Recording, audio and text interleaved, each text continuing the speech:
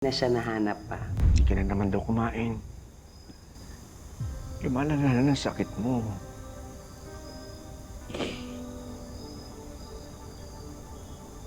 Limang taon na tayong naghahanap sa anak natin, Enrico. Hindi pa rin natin makita si Celestine.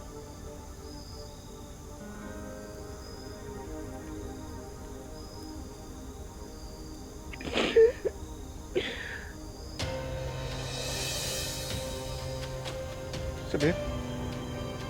Isabel? Isabel? Isabel? Nang mamatay si Ma'am Isabela, Isabel?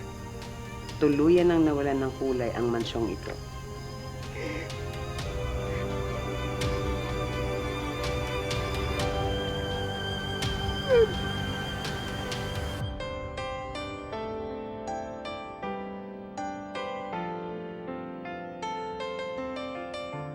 Pero tinutugtog pa rin ni Sir Enrico ang kantang sinulat niya para kay Celestine. Umaasa siya na maririnig ito ng nawawalang prinsesa at babalik siya sa amin.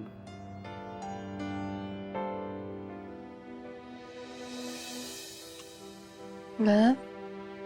Are you okay? Yeah. Halika, kain na tayo. Sige, susunod na ako.